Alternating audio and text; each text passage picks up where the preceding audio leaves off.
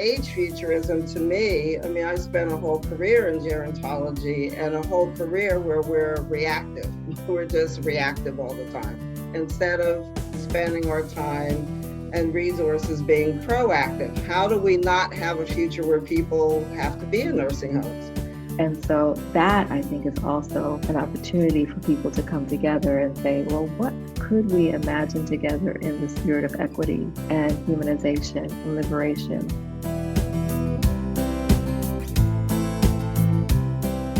At Home with Growing Older is a nonprofit organization which believes in peer learning and creating discussions which bring the lens of aging to a variety of topics. At Home with Growing Older is proud to be your host of At Home on Air, a bi-weekly radio hour offering connection, community, and knowledge to our participants remotely. Now, we invite you to listen and learn from this live recorded episode of At Home on Air.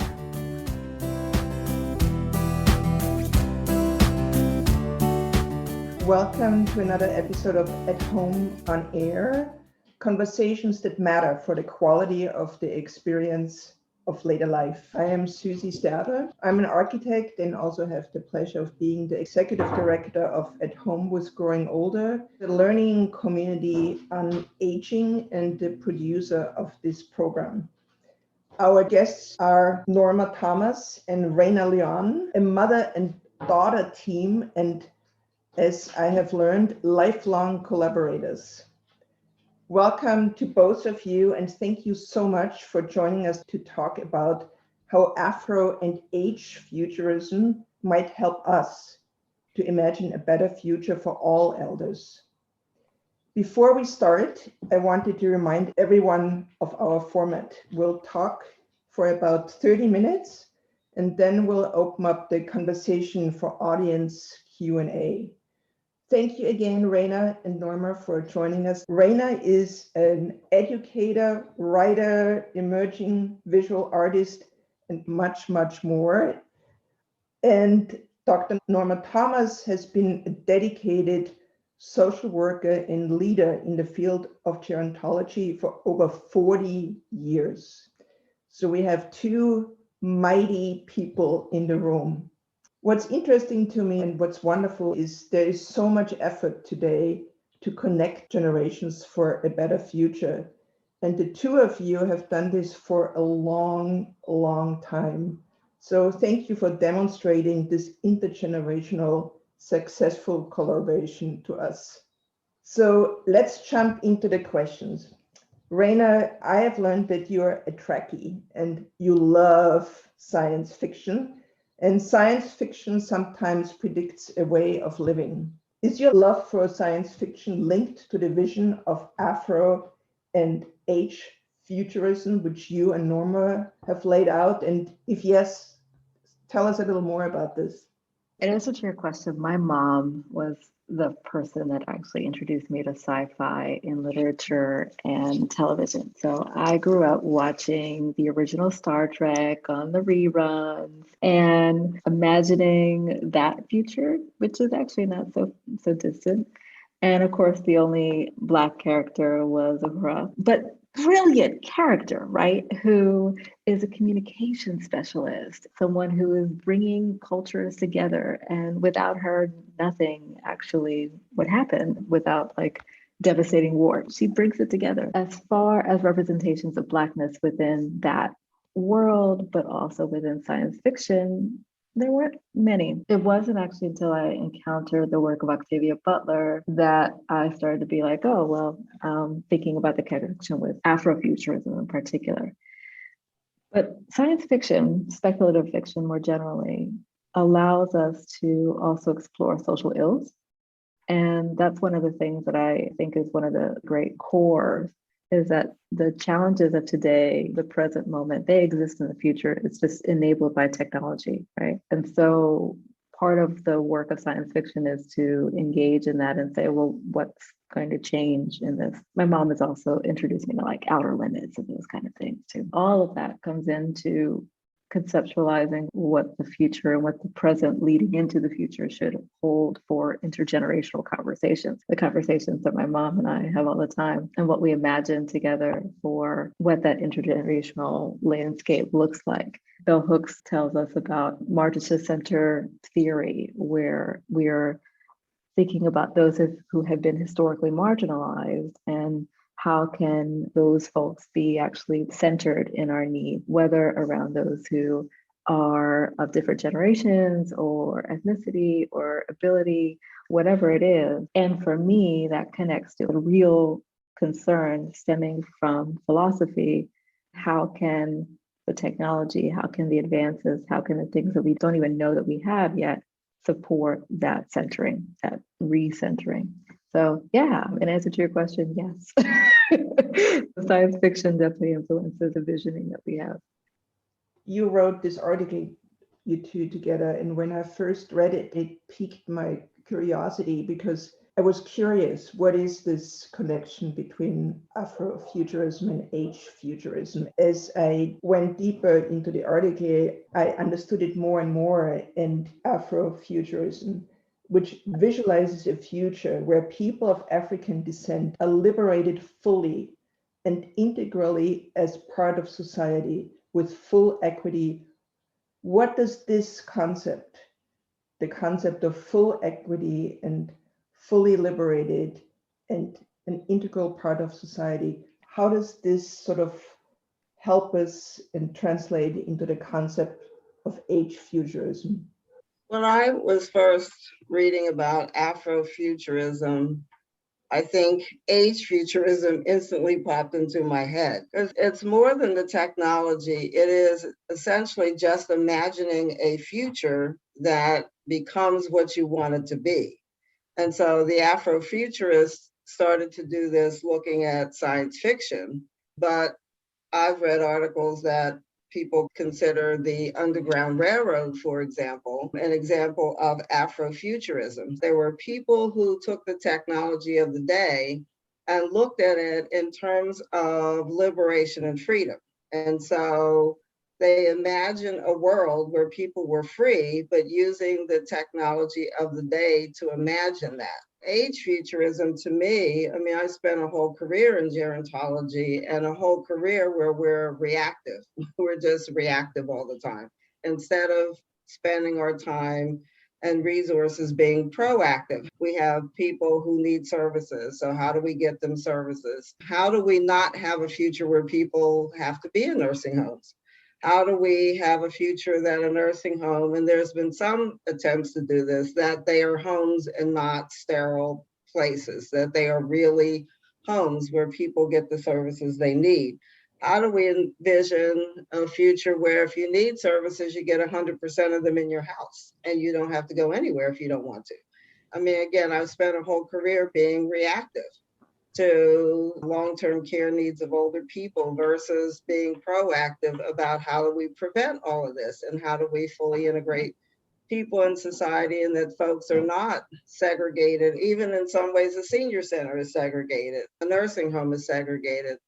Why are we not thinking about how the entire generations are integrated together and that older people have a huge value regardless of their abilities? How can we imagine this? And if we could imagine it, then it can happen. It's when we can't imagine it that it does not happen, and what happens now is what happens. When Raina and I were writing the article for Generations initially, it wasn't tied to Afrofuturism, but it very quickly became age-futurism and thinking about just a whole different way of conceptualizing our aging. I ran a nonprofit for 13 years called the Center on Ethnic and Minority Aging, and I was just going back through all that stuff. It was a whole experience of age-futurism. We said we want to ensure that we better serve ethnic minority elders, and we're angry that it wasn't being done. So we did it. And you could only do that if you could imagine that things could change. I never thought of it in that way until I read all the incredible work we did for 13 years. And then I realized that was afro-futurism, that was age-futurism, that was multicultural futurism in practice. And that group wants to revise it again. I just want to add into the conversation too around Afrofuturism and age-futurism as both holding the humanity of people. Oftentimes our elders are treated as if their humanity slips away with age for some reason and are kind of pushed away, and silenced in so many different ways. And yet what we've learned, or I hope that we have learned in the pandemic with the loss of so many of our elders, is a disorientation that happens within our world when we are not taking into account and holding as important and central parts of our communities those who are elders, those who have a lot of stories to share, right? And I think that age-futurism, Afrofuturism engages ultimately with questions of freedom and justice and humanity. Like, I see you. What is the worldview that you are carrying within your being as a representation and connection to your culture? How can these services and this community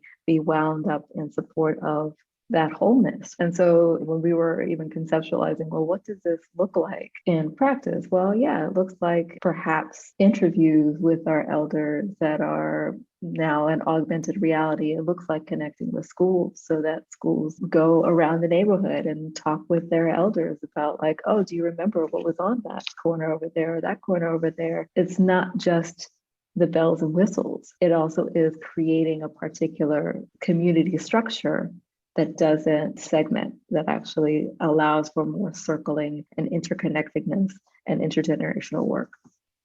I mean, it also seems to me from what you just said is that it's also a passing on of traditions.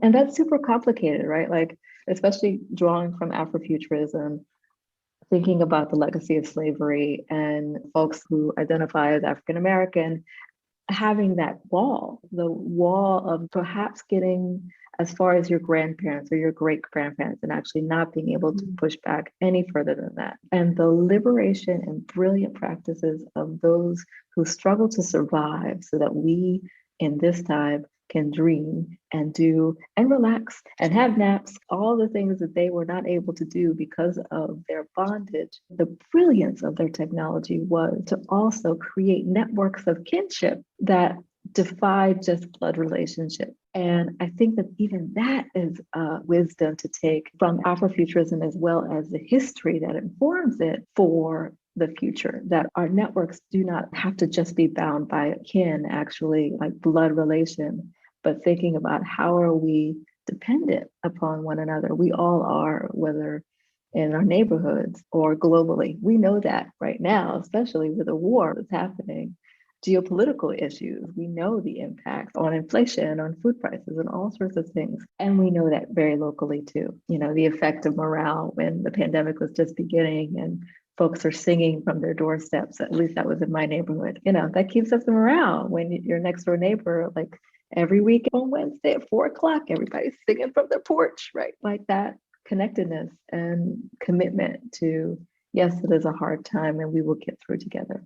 In your article, you talk about the reverence we bestow on ancestors who have passed, but that we often deny this reverence to elders who are still part of the community. I would love to ask you both, from your different perspectives and also the phase of life you are in, why do you think this is, how we can shift this way of thinking, and maybe also how you experience this and have experienced this in your work? Well, we live historically in a youth-oriented culture, so it's youth, and the value of new, and new ideas, but everything old is new again, and so there are very few real new ideas under the sun. So we should value the wisdom and the ideas, because we also treat elders as though they have no new ideas. We have to realize that older people have lived through such technological change in their lifetime and been able to adapt to all of it. And so why could they not invent new things, and why could they not adapt to new things? We have a great reverence for our ancestors, at least in the African American tradition. We do all kinds of ancestor veneration, but we need to give that same credence to what we called in our article the walking ancestors, the people who are still around, who teach us every day. I was at a rites of passage ceremony yesterday. The keynote speaker was 90 years old, and he imparted great wisdom to us in his 90-year-old keynote address. He has now written his third book at my urging, because I told him if he didn't write a book about his life, I would talk about him after he left the earth. He is now on his third, and he's writing an essay. So there is so much to learn from our elders. And even I sometimes have felt like maybe I should not get involved in new stuff. I mean, I'm 69, let the young people do it. And then I realized that is such foolishness, because I still have, one, a lot to offer.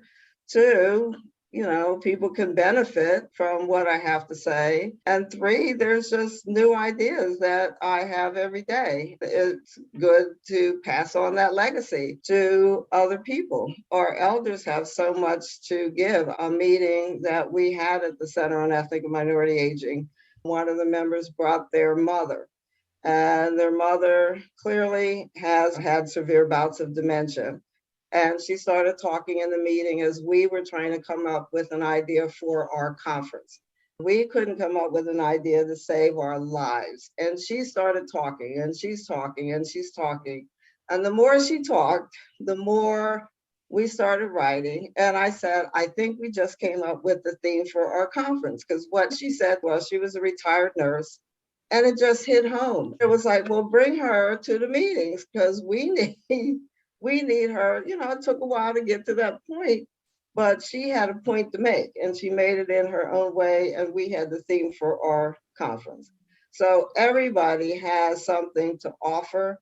We should not segregate people anywhere. I was thinking in terms of older people. If we want to change neighborhoods, for example, that are not as good as they used to be. At one time, there were people who lived in those neighborhoods who could tell us about the businesses and the buildings and the people and the vibrancy of the neighborhood. Well, if it was that way before, why can't it be that way again? We just have to be able to envision it. And there are people who have the knowledge that could give us the vision to, in fact, make it better. And if not just like it used to be, better than it used to be, because they can give us the vision that we might not be able to see. They carry the understanding of the past to have the vision. Especially thinking about the breathing ancestor, the walking ancestor. I was like, oh, a walking ancestor might be kind of ableist, actually. And perhaps our thinking should be more expanded into thinking like, what is a unit that is the bridging connector, perhaps the breath. But the concept came from Alexis Pauline, who in one of her tech lessons on fugitivity, where she talked about that and the idea of the walking ancestor. When I read this idea, I was like, it's just changed everything. What changes in us all when we start to think about our actions, every engagement, every connection, every interaction, as something that is building a legacy, that right now you are a walking ancestor, you are a breathing ancestor. For me, that changed my thinking about what I want my legacy to be. I think that part of the challenge is that folks are caught up in the movements of their lives and get so focused on that. It's not until perhaps you might be doing genealogical research or archival research or something like that, and you start to think about legacy. You start to think about generational gifts and wisdom, trauma as well, but generational joy and resilience, all these things that you've inherited from the past. But you're thinking about what you inherited from the past rather than like, I am in this moment scripting, I am inscribing on the future some influence. What do you want to be an ancestor of? Do you want to be an ancestor of pain? Do you want to be an ancestor of the worst food ever? Do you want to be an ancestor of foul conversations? Do you want to be an ancestor of trauma?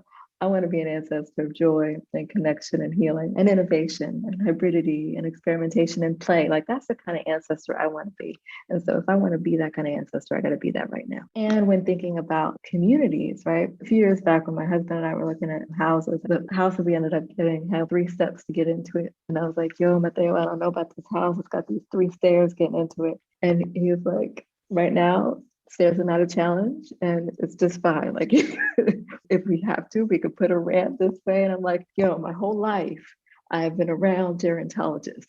I have been thinking about elder issues and aging in place my whole life. So like, don't judge me for thinking about that. When we even got our house, our real estate agent did not understand why we were really looking for a place that had ease of public transportation, that we didn't have to drive everywhere, that had a library nearby, that we could walk to the supermarket, that had people that would actually walk a lot, that had light, that had the ability to grow food.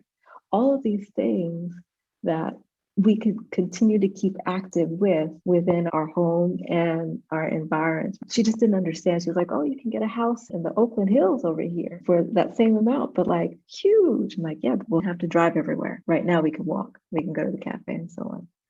So neighborhoods that actually have those things that age-futurism allows for, where everyone can really enjoy and be supported in their full human experience.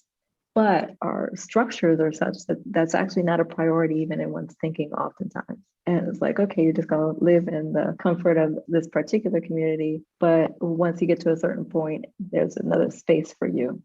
Whereas perhaps our communities would be better served by actually investigating and interrogating and doing some redesign, some urban planning kind of redesign to be restructured. Hey, gas prices are really expensive right now. Maybe this is the time. Maybe this is the time.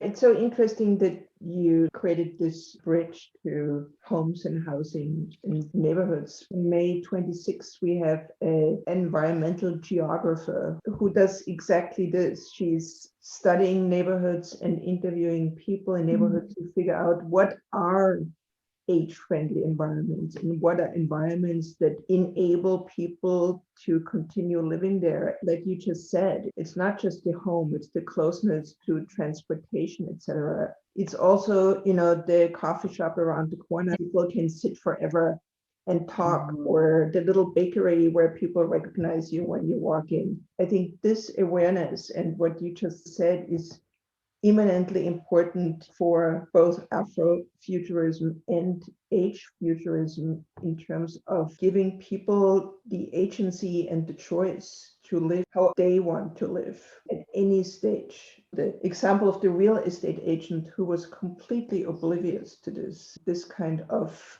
thinking is just hurting us all in a way. And there's a lot of work to do in changing this. And I'm curious, both of you, Raina and Norma, how also technology, listening and recording with the means we have right now, if there's a way to influence this kind of thinking and shift it. Well, Raina's the technical guru person, so I'll let her talk more about the technology. Listening is incredibly important. We just spent a week listening to stories in the South Carolina region doing genealogy on my mother's side of the family. And the stories were incredible and overwhelming and, traumatic, but joyful and filling in gaps that we never would have been able to fill had we not gone to interview people in person and to spend the time to listen to people, and each story built upon the next. So each story filled in a little piece of the gap. So listening is incredible. Listening to people's stories. I used to say back to people who have cognitive differences that sometimes, especially when I was in direct practice, you would get a client and they would tell you the same story over and over. Or you've had parents or friends, they tell you the same story over and over and over again. And if you don't listen, you can turn that off because you say, I heard this before. I realized that sometimes the reason people are telling you the same story over and over again is that they're trying to tell you something that you need to hear. And you're just not hearing them. And so they keep telling you the same story over and over until you have the aha moment that you actually hear them. Or as clinicians, if we turn off the stories we've heard over and over again, we're going to miss vital pieces of information that are so impactful for the health and welfare of the clients that we're serving. So listening is incredible, but also preserving many of those stories for the future. I mean, I can push a button to record, but Raina has some program that actually transcribes what the people say. And so you have the transcription where you don't have to sit there and try to transcribe it. There are programs that do that for you, and then you can archive this for posterity. But Raina, you can talk more about the technology that's out there because you talked about some of it in the article. By the way, we are doing this here. We have an automatic program that records the transcription, which is pretty amazing and helps us a lot. Raina, I'm also thinking about your work as a digital archivist and your Story Joy project in the context of them. As Mommy was saying around recording and listening to the stories that have been repeated many times and finding a different truth, or being able to hear it for the first time, even though you've technically heard it many times, but like really listening. One thing that we had talked about was, what are the resources within augmented or virtual reality now that might actually allow for the recording of these kind of stories and then mapping out in a virtual landscape for those folks who are experiencing cognitive impairment, and how the story has more and more gaps over time. What would that experience be for that person to, perhaps as part of their continuing support services, to be immersed within their own memories, and perhaps immersed within their memories with someone else to ask questions, like a grandchild? It might be helpful for that person in recounting specific things, even in the loss of the details, being able to be like, I feel like I belong in this memory. I feel like this is mine. Something for a scholar to look at, perhaps a technologist to invent. But I wonder about the use of augmented reality. I've mentioned that before, the ability to take a small recording, like a regular video recording, and by just having a picture or a QR code that someone uses their phone to access, all of a sudden, pop, that person is right there. And perhaps that person is no longer with us in this reality anymore. But them talking about the neighborhood, them talking about how much they love the people within that neighborhood. There's research that speaks to the great disorientation that young people experience when they don't have connections with their elders. And sometimes that has devastating mental health effects. What would it be for youth of today who are feeling disoriented, not connected, rooted, to actually have the images of their elders of today, of yesterday, and so on? Those images saying, I love you, I care about you. I may not be here, but I love you and I care about you, and this is the wisdom I have to give to you. How loving that might be. What a gift that might be for young people. Raina had me last year in the winter walking around my original community on the east end of town with people going by wondering what the heck are they doing out there with the film stuff. And we're going to places in the local community that have significance, and I'm giving the history. When we can get back when it's not so cold and finish that tour, the goal is that you could do a QR code and I will pop up somewhere, and then I will tell you about the history of this church, or I will tell you about the history of this playground, or the history of this funeral home in this African American community where I'm from. And I just keep remembering people going by saying, okay, what is Dr. Thomas doing now? And her daughter, she's got her out here in the street doing something with a film. The technology is there. Like, even just a year ago, the technology was super clunky. It was very, very complicated and time consuming to do that.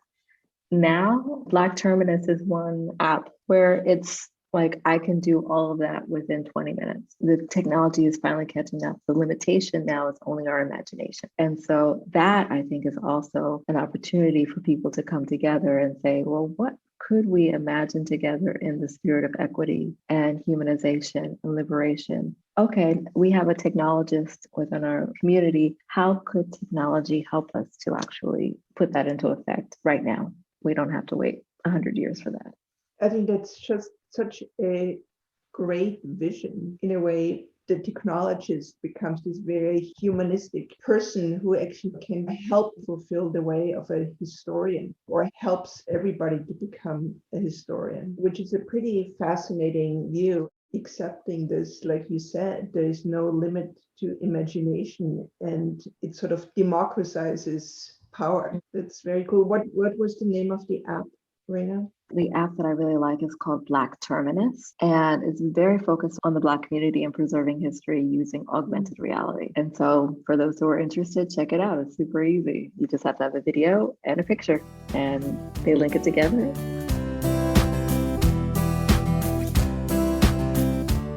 You are listening to At Home on Air. We are now switching to questions by participating audience members in this recorded live episode. If you want a chance to ask your question, visit us at athomewithgrowingolder.org and register for the next live episode.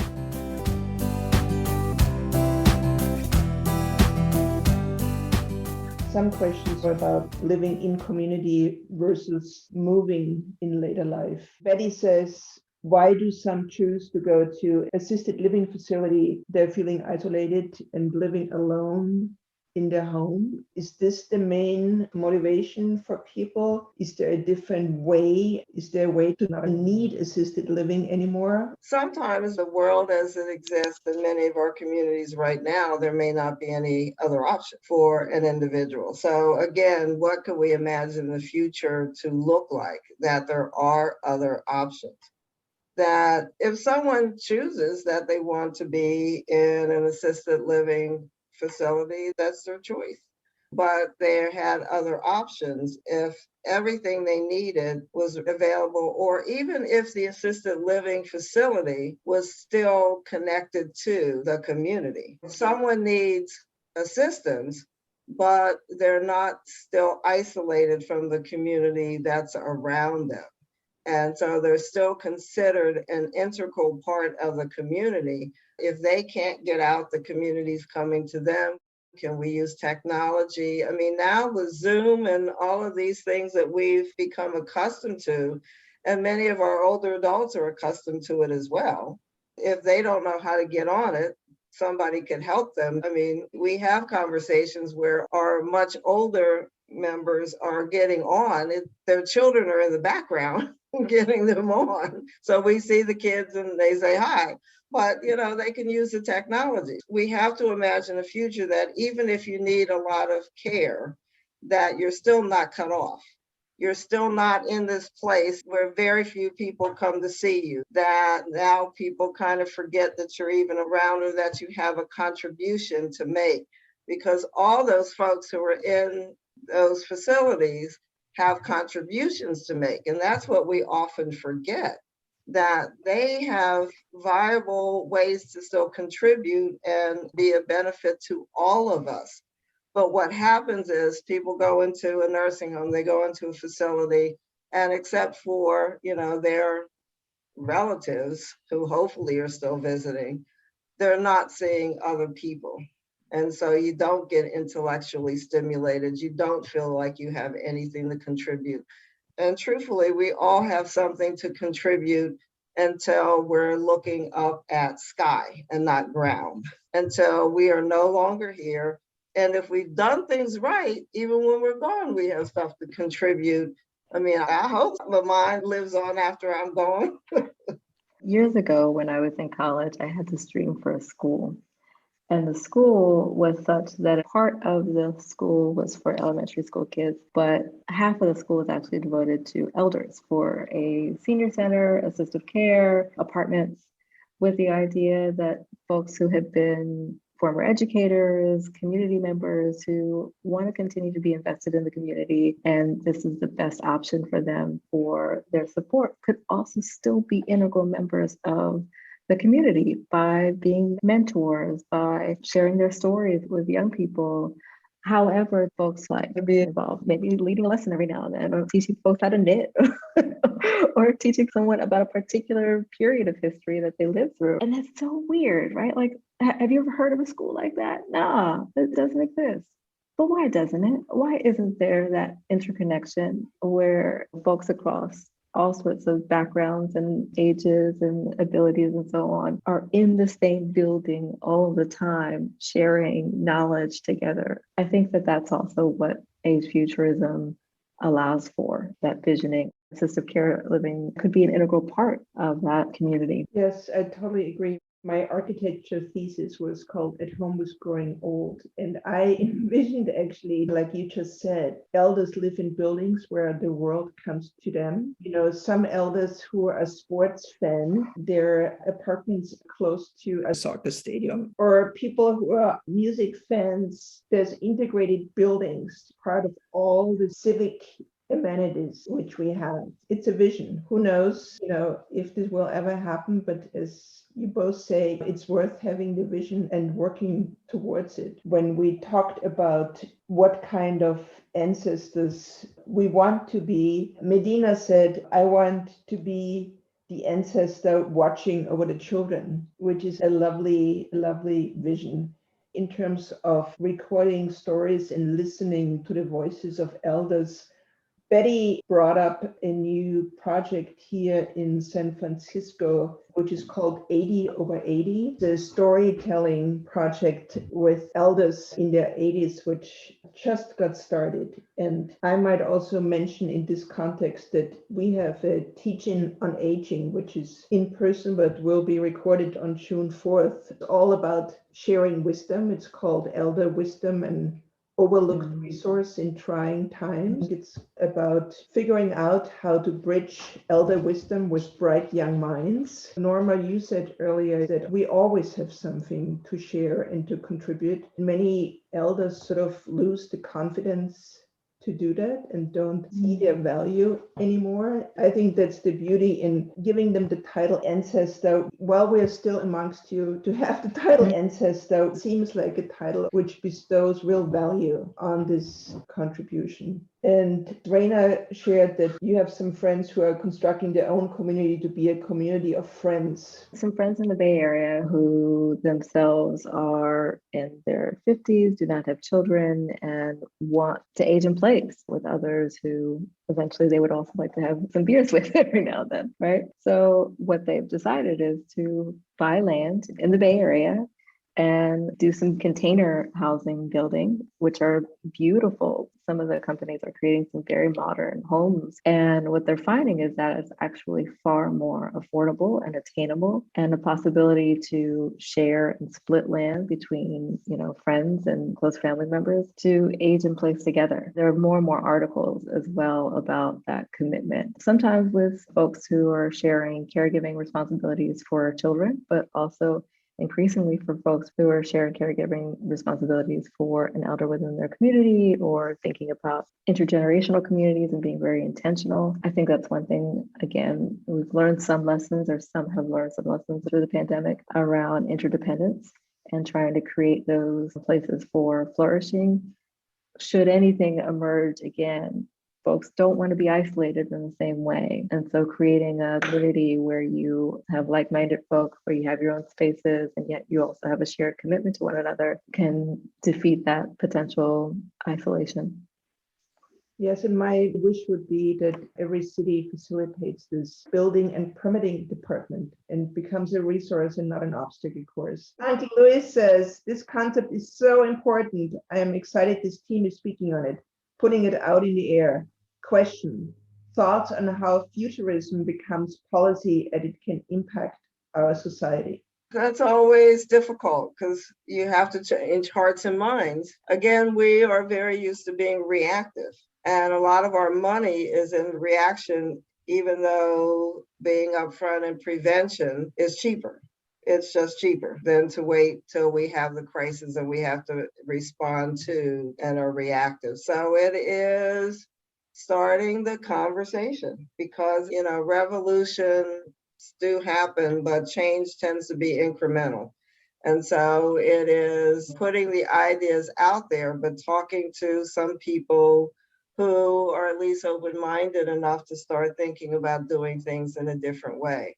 People who have some resources who might want to try some experiments to see what it would look like if we did storytelling with a group of older adults, or if we did some intergenerational programming, or if we did something that is very different that maybe is not currently funded by the Older Americans Act or some of these other programs, but might take not as much resources as people would think, and to be open-minded to doing that. I mean, Raina and I talk a lot about how can we do some intergenerational things? Where would we get the resources to do it? Technology makes some of these things easier to think about.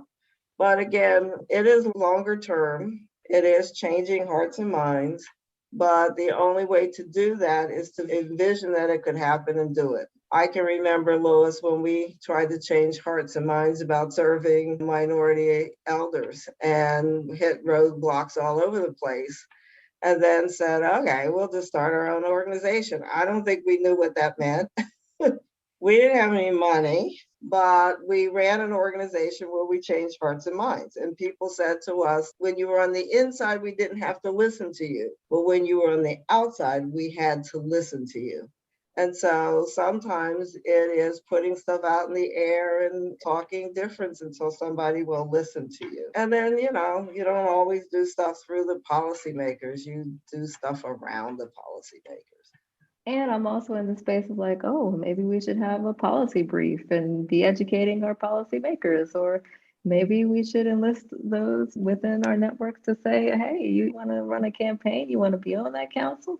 Because that's how policy also changes. Partner with folks who can support the changes in policy that allow for permitting and all those things. Perhaps it's teach-ins with those policy folks, inviting them to be invested in conversations, and then following up with like, okay, so what are our next steps? How do we enact some actual change here? And perhaps even writing the legislation for them and saying, here, I wrote it for you. You just have to see if it works for you, if you'll approve there. So there are strategies for supporting folks and being in connection and building with folks. And perhaps some of that might help. I've always been of the mind that if things are standing in your way, you figure out a way to go around them. That is true.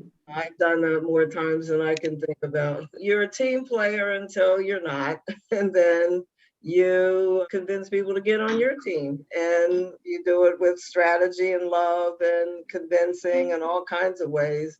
But you try to work with those who are the policymakers and people who have the resources and hopefully bring them to the table. But change tends to be more incremental than revolutionary. We want it all to happen tomorrow, but sometimes we have to be in it for the long haul too. And again, we're in a system, a national system that is much more reactive than it is proactive. And we have to change people's thinking to think proactively. How do we prevent things? How do we make things such that older adults have the utmost quality of living that we all strive for versus reacting to when things go bad and we have to do something? So it's a long term, but again, you can only change it if you can dream it. Yes, I always feel it's better doing something than nothing. What you just gave us, Norma, is sort of the recipe for being an activist. And I think that's what we're all called to be in small and big ways. I always say, if you can't change the world, change where you sit. You can change what's around you. If you can't change the whole world, you can do something. Don't ever think you can't do anything. You can do something. Raina just gave us a great quote to end this conversation and to go out into the world by Ursula Le Guin, a wonderful science fiction writer. You cannot buy the revolution. You cannot make the revolution. You can only be the revolution. It is in your spirit or it is nowhere. Thank you all for joining Raina and Norma. I really love what you're doing. Thank you so much. Thank you, everybody.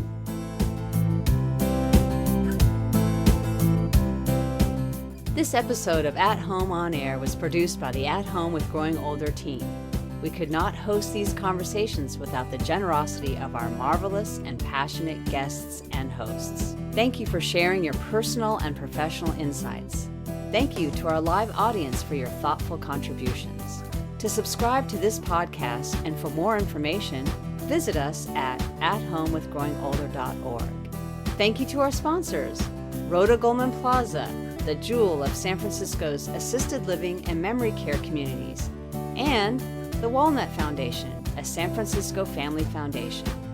We would also like to thank, for their encouragement and inspiration, Encore.org, which works to bridge the intergenerational divide, and the Op-Ed Project, whose mission is to change who writes history.